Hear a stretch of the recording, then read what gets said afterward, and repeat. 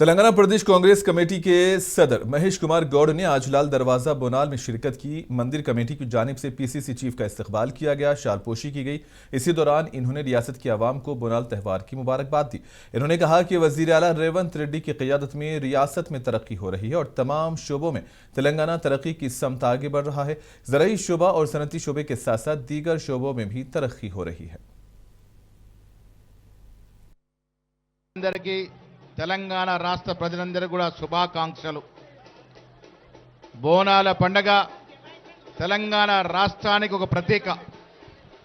బోనాల పండగ అంటేనే యావత్ దేశంలో హైదరాబాద్ గుర్తొస్తుంది, సికింద్రాబాద్ మహాంకాళి అమ్మ గుర్తొస్తుంది, లాల్ దర్వాజా అమ్మవారు గుర్తొస్తారు।